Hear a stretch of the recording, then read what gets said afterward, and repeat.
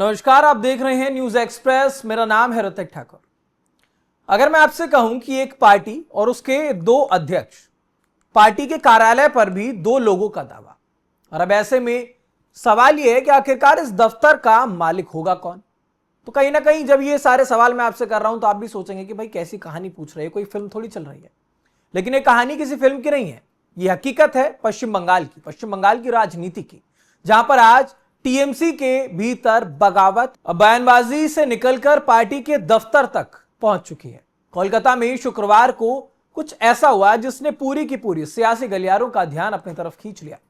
ऋतव्रत बनर्जी का जो गुट है वो सीधे टीएमसी के मेट्रोपॉलिटन ऑफिस पहुंचता है। अब उस ऑफिस में यहां पर इन लोगों ने मीटिंग की। ये अपने आप को, क्योंकि ऋतव्रत बनर्जी के गुट की अगर बात करें तो इनका कहना है कि ये असली टीएमसी है।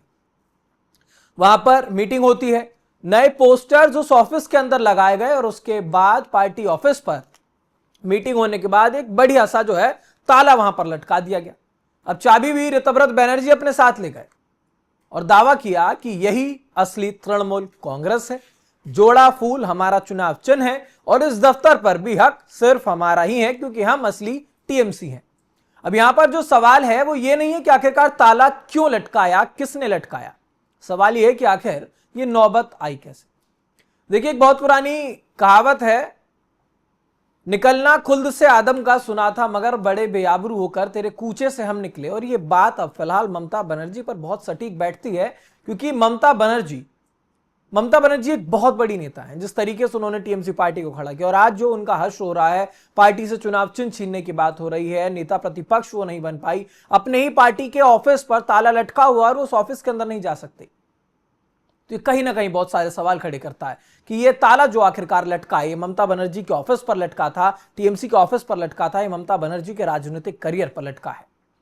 दरअसल 22 जून को बागी गुट ने अपनी एक अलग बैठक की, टीएमसी के बागी गुट ने, और उस बैठक में दावा किया गया कि ममता बनर्जी को अध्यक्ष के पद से अब हटा दिया गया। अरूप रॉय को यहां नया चेयरमैन बनाया गया, नई राष्ट्रीय कार्य समिति की एक लिस्ट बनाई गई और ममता बनर्जी को उसमें महज एक सलाहकार की भूमिका देने की बात हुई। अब ऐसे में इसके बाद जो मामला है वो सीधे चुनाव आयोग तक पहुंचा। अब ऐसा नहीं है कि ऋतव्रत बनर्जी की तरफ से जो ये गुट बनाया गया, जो ये सदस्य की समिति बनाई गई थी, वो सिर्फ उन्होंने बनाई। एक ही टीएमसी के अंदर सब कुछ दो दो है, दावेदारी दो है। अब यहां पर जो वो सूची बनी थी कार्य समिति की, वो भी दो लोगों की थी। ममता बनर्जी ने एक अलग सूची भेजी थी। अब दिल्ली में आयोग के सामने ऋतव्रत गुट ने यह दावा किया कि संगठन में जो है ये सभी बदलाव हुए हैं और ये A to Z जितने बदलाव हम यहां कर रहे हैं वो सब कुछ नियमों के मुताबिक हो रहा है। अब उन्होंने पार्टी के नाम, चुनाव चिन्ह, संगठन पर पूरी तरह से अपना दावा पेश कर दिया है।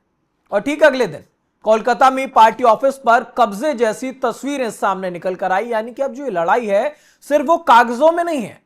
ये तस्वीर हम आपको बार बार दिखा रहे हैं, जो ताला यहां पर लटकाया गया है, अब वो ऑफिस की लड़ाई नहीं है, वो एक जमीनी स्तर पर एक पार्टी के दो गुटों की लड़ाई है।